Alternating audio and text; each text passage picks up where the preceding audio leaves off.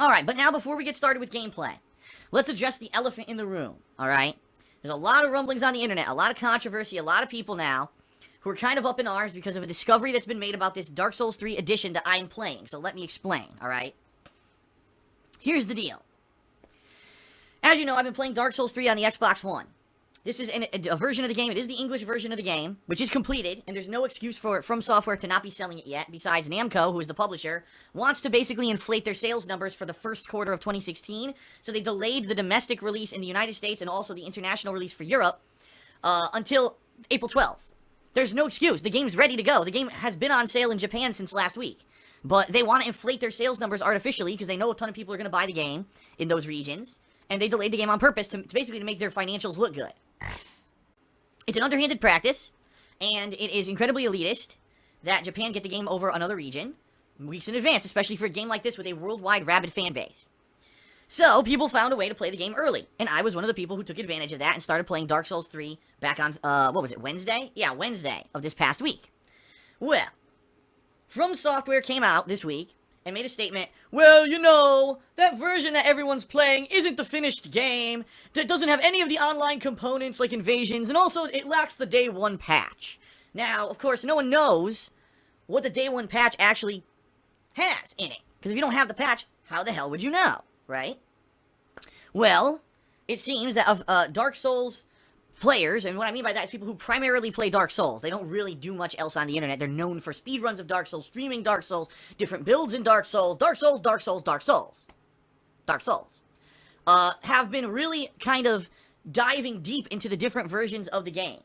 Because apparently they have other versions. You know, if you're a known Dark Souls streamer, all you're known for is Dark Souls, chances are that From Software probably contacted you and gave you an advanced copy of the game. Which is what happened with a few of these guys. So I guess there's one of these bigger Dark Souls streamers has both the PC version and the Xbox One version, because he was given the PC version in advance, but then he decided to get the Xbox One version as well when everyone else got it this past week, okay? And he's been comparing the two versions, and he's come up with what he believes is the main difference between the two versions. Apparently, this Xbox One version of the game has reduced damage. And what I mean by that is it's a percentage. It's not like every enemy deals less damage by a certain amount of points. It's actually a percentage kind of modifier. So, for example, let's say in the retail version of the game, day one release, if someone punches you, it would deal 10 damage. Well, in this pre-release Xbox One version that everyone is now playing, if that guy punches you, he'll only deal 8 damage. Now, for most enemies, this doesn't make an impact. But I could certainly see if you're fighting a boss, and the boss is supposed to nearly insta-kill you every hit, but now in this version it's nerfed so you barely survive, that could be something that changes the gameplay experience. Alright, so I understand that. Okay? I understand that, definitely. 100%. I'm like, okay, that makes sense. So, the game is basically a little bit easier. Now, why is it easier? It's easier because From Software wanted to create a version of the game for reviewers to play so they could beat the game and review it. I think that's incredibly fucking stupid, because what they did, they created a version of the game that isn't representative of the actual finished version. So basically what they did is they lied. They provided a watered-down version of the game so reviewers would probably go through it and say, oh, I beat it, good, and give it a great review, when in reality, the version that people will be playing, that they buy in the store, will not be the same. So it's complete misrepresentation on From Software's behalf, and it actually is, it's basically a scam, when you really think about it. It's a scam. Because it's how else can you misrepresent it? You know, that would be like, oh, we were selling a version of Street Fighter V, but the version we gave to reviewers, all the special moves are just double taps of a direction and a button. Right? But when we actually sell it to other people, it'll be the real control scheme that's much more difficult, but we wanted it easy for reviewers so that they could handle the game. That is incredibly dumb. And it really is underhanded. So now, I mean, now let's think. So first of all, withholding the game 3 weeks for international audiences to float their numbers and make their numbers look good. And now putting out a pre-release version that's a watered-down version of the game that isn't representative of the final game's difficulty level so that reviewers will review the game highly. I mean, holy shit. What on earth? That is terrible. And that's pretty pathetic in my opinion. I mean, I'm just being honest here. I think that's dumb as shit. Okay? And I completely disagree with this practice. But it is what it is. And now we're all you know, a lot of people have this version of the game. What are you going to do? You're going to keep playing it, right? Now, here's the thing, because some people have a misconception. They're like, oh, someone in the stream that just said this. Oh, it's a 2% damage differential. That's a scam? Well, yeah, because here's the thing. Like I said, a normal enemy hits you, and it does a tiny bit less damage, not a big deal. But if there's a big enemy that's doing a huge amount of damage, and now there's a percentage differential, it could be a huge damage difference. It really is big. It's bullshit. It should not be in the game. And it's ridiculous that this version of the game even exists, in my opinion, okay? But now let's directly address this issue in regards to my playthrough of Dark Souls 3. Here's the deal. Ever since I started playing this game last week,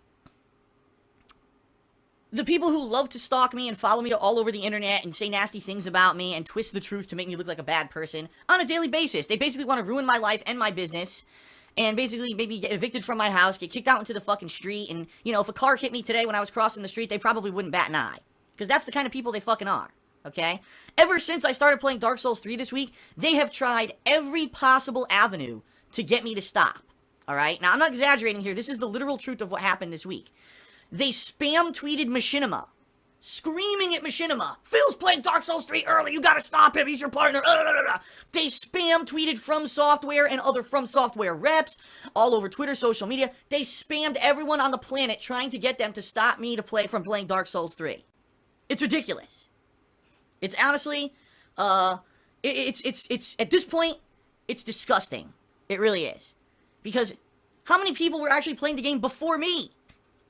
Tons. I woke up in the middle of this situation where I had the opportunity to play early while hundreds of other people were already doing it.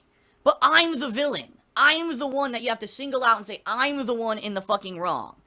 Right? These people are fucking sick fucks. They are. It's that simple. They have no lives, and they stalk my shit. Every possible thing they could get involved in my life, they try. And this is just another case of it. Well, guess what? They were completely 100% unfucking successful. No one gave a flying fuck about their Twitter barrage about me not playing Dark Souls 3. No one cared, okay? Everyone basically laughed them off and said, what a bunch of fucking little dumb kids. Fuck them. So, now, they're trying to start a campaign saying that I should not play the game anymore because this is the watered-down version of Dark Souls 3, and therefore if I play it, it's not representative of the true game, and it doesn't mean anything, and I can't possibly review the game at a later date if I beat it because I didn't play the real version of the game. Insanity. Really, just real stupidity. And I'm going to explain why right now, okay? Here's why. Ladies and gentlemen, if you've watched any of my playthroughs of the From Software game series from the past several years, you would know the style that I like to play the game. It's my style. I like it this way. A lot of people, they say, I want the most absolutely crippling difficulty, insane challenge. I want to get one hit killed every second. I'm going to go in as a deprived, and I'm not going to put armor on my fucking body, and I'm not that kind of gamer. I'm not. I enjoy challenge, but I certainly don't enjoy to the point where I want to fucking torture myself. Right? Especially when you're trying to make an entertaining video series for people to watch or a live stream. People don't want to see Dark Souls 3 be played for 4 months. They just don't. So when I've been playing these From Software games, including Demon's Souls, Dark Souls 2, and Bloodborne, all 3 of these games, I grinded. I did, off camera. I grinded a lot. And that was because I knew I needed to beat the game in a timely manner. I knew the game was challenging and long and difficult. And that was the way that I was going to reasonably beat the game. And let's face it, if you even look at my playthroughs of Dark Souls 2 and Bloodborne, they're certainly not without a lot of deaths, right? The games are still challenging enough that even with the grinding, that I died a ridiculous amount, because I'm not exactly the best gamer on the planet. No fucking shit. Everyone knows this. Okay?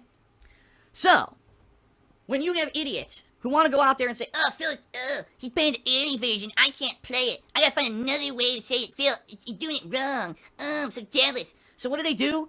They try to find every avenue to get me to stop. So it didn't work when they spammed Twitter. So now it's, well, he's playing the watered-down version of the game. So what? I always grind in Dark Souls. So if I were actually playing the PlayStation 4 version of the game right now, okay, with the hardened difficulty, right, more damage that would have been dealt, I would have been grinding off camera using my PS Vita remote play, and I would have higher levels, and I would have way more health. So that increased damage differential wouldn't matter at all, because in fact, the game would be even easier, because I'd have way more health from grinding. I've had way more stamina, way more strength. I've had high up stats of everything, because that's how I played the previous games in the series. So this, oh no, it does slightly less damage, you can't review it, you can't, bullshit. Because I've grinded in the past, and that is a legitimate thing in the game. Now, I cannot grind in Dark Souls 3 because I'm playing on Xbox One. I don't have the remote play functionality, and I don't have time to sit in my office by myself at night grinding away. You know, when I was a bachelor, yeah, that was something that I did. I remember specifically the Knights and Demon Souls running through certain stages, killing skeleton enemies to level up, you know, artificially so that I could continue on with the playthrough. Not so with Dark Souls 3. It's just not going to happen. It's not. So, since I'm not grinding, that's basically my handicap. Normally when I'm playing a From Software Dark Souls style game, I would be grinding. I'd be getting higher health anyway, more damage anyway. I'm not doing that in this playthrough. So it completely negates any kind of lessened damage that the enemies are dealing. Alright? Number 2, the other thing, okay? One other thing. Some people are saying, well, Phil's playing a version of the game where there's no invasions. No one's invading, you know, so there's not going to be that element to the game, and that's not legitimate. So I guess those people did not watch my playthroughs of Dark Souls 2 or Bloodborne, where I also almost never got invaded. It was very rare when I actually got invaded in either game. It was maybe a couple times during the entirety of the games. And you might say to yourself, well, why was that? Because I grinded. I was grinding to the point where I was much higher level than the people who were in the general areas that I was playing through. So because of that, when they were summoning or trying to join or, you know, invade, they would invade people of the same level. They weren't not going to invade my game at a much higher level. So, again, the grinding that I did in the previous installments of the game protected me from these things that people are saying, oh, he's not playing a legitimate version of the game. So, it's just complete. It's complete nonsensical fuckery. That anyone would try to legitimize that I should not be playing Dark Souls 3 for any fucking reason. You're wrong! Here, I'm gonna make it black and white abundantly clear for everyone before I begin to play it today. I win, you lose! I'm going to play Dark Souls 3. I'm going to enjoy Dark Souls 3. I don't care what a bunch of dumb kids on the internet are fucking saying because they're fucking full of shit, as usual. Just trying to find a way to get me to stop playing the game by any means necessary because they can't play it and I'm playing it before them. Tough fucking tits. The gratuitous plugs. First off, if you enjoy everything that I'm doing, you like my daily live streams, you like my on-demand videos on YouTube, there's several ways that you can help the business to succeed. The first is social media. They call me DSP. If you follow me on Twitter, you're going to get daily schedule updates. You're going to find out what's on my mind all the time. You're going to find out when schedules change and what I'm going to be doing next.